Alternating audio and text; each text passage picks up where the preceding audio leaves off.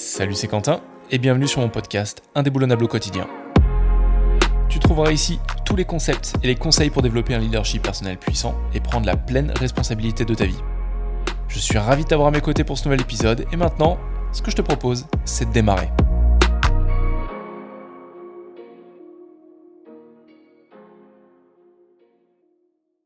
L'épisode d'aujourd'hui va être un peu différent de ceux de d'habitude, car aujourd'hui j'ai envie de te partager le chapitre numéro 6 de mon livre qui parle du discours interne. Et je vais te le lire. J'ai envie de te le lire car au final, pour moi, il résume beaucoup de choses que je partage dans ce podcast et que je partage dans tout le contenu que je produis en général, mais c'est surtout une idée sur laquelle je m'arrête systématiquement avec mes clients. Car le discours interne, cette petite voix qui trotte dans notre tête, souvent on a tendance à l'identifier à nous-mêmes. On pense qu'on est cette petite voix. Et à travers les différentes nuances que je vais apporter dans ma lecture, j'ai envie que tu changes cette vision. Et je vais commencer par une citation de Bob Proctor. « Ne soyez pas une victime de votre dialogue interne. Souvenez-vous que vous écoutez. » Qu'est-ce qui fait que vous êtes qui vous êtes ? Quels sont vos besoins profonds ? Vous êtes-vous déjà posé ces questions ? Pour comprendre les autres, il faut se connaître soi-même. Si on ne connaît pas son propre fonctionnement, comment comprendre celui des autres, n'est-ce pas ? Pourquoi le discours interne est-il si important ? Ce que nous pensons a un impact direct sur ce que nous faisons. Un mauvais discours interne subi deviendra un parasite de notre performance, alors qu'un discours interne choisi et piloté en deviendra un levier actif. Apprendre à s'écouter est quelque chose de fondamental. Savoir s'écouter, c'est apprendre à poser une oreille sur ses propres pensées, sur ses sentiments, état d'âme, dans le but de mieux comprendre ce qui se passe en nous. Et ce ressort, il est bien souvent mal utilisé, voire pire, inconnu. Vos pensées sont les choses les plus personnelles que vous puissiez avoir. Et il y en a tellement que vous ne pourrez jamais toutes les partager. C'est ce qui en fait toute leur richesse, mais aussi leur dangerosité.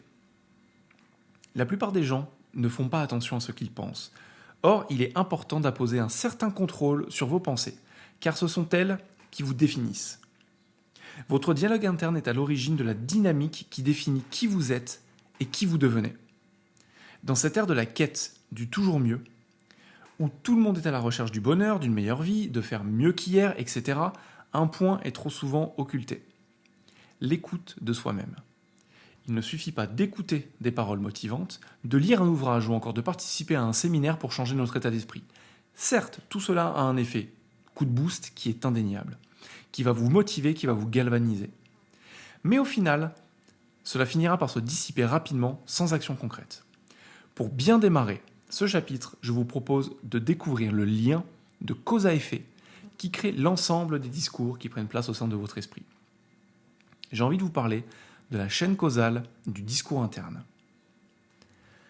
Le discours interne mène à qui tu es va impacter directement tes décisions vont impacter directement les actions que tu vas prendre, et les actions que tu vas prendre vont impacter directement tes résultats.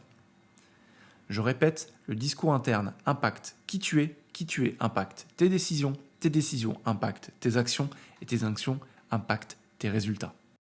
Cette chaîne de réaction est précisément le lien de cause à effet qui prend place entre votre discours interne, ce que vous vous dites, et les résultats que vous obtenez. Ce que vous pensez, votre cerveau va l'interpréter comme étant vrai, ce qui va impacter votre personnage. Qui vous croyez être a un impact direct sur les décisions que vous allez prendre, donc les actions que vous allez initier et par conséquent les résultats que vous allez obtenir. Là, c'est le second problème. Quelles sont ces actions ? On nous donne des milliers de conseils pour soi-disant changer de vie. Mais je me suis rendu compte que dans la plupart des séminaires, y compris les miens, les changements ne sont pas aussi profonds que ce que l'intervenant souhaite. En tout cas, pas sur le long terme. Pourquoi ça ? On engage les personnes à nous écouter et non pas à s'écouter. Là était toute mon erreur. Car le monologue interne, c'est le lien direct entre la perception de la réalité et le subconscient. Et pour cause, tout ce qui n'est pas validé par le subconscient est dépourvu de tout effet à long terme. Nos cerveaux sont programmés pour penser et agir en fonction de nos pensées. Donc pour initier un changement, il faut modifier sa manière de penser tout entière. On ne peut pas se limiter uniquement à changer le comportement car celui-ci il dépend des sentiments immédiats. Ces sentiments sont, eux, l'émanation directe de notre attitude, qui dépend elle-même de notre croyance, et celles-ci sont le reflet direct de notre manière de penser les événements. N'oubliez pas, vous êtes tout ce que vous croyez être.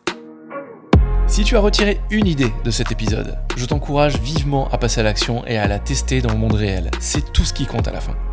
Tu peux aussi m'aider à promouvoir ce podcast en lui mettant 5 étoiles. Et si tu veux aller plus loin, je t'invite à lire mon livre Indéboulonnable, stratégie pour renforcer son esprit et son mental. Ou bien te rendre sur mon site internet quentinvillard.com où tu trouveras différentes ressources offertes, comme mon training de 7 jours, Devenir indéboulonnable, pour optimiser ta productivité, ta concentration, ton stress et ton efficacité en général. En attendant, je te souhaite une merveilleuse journée.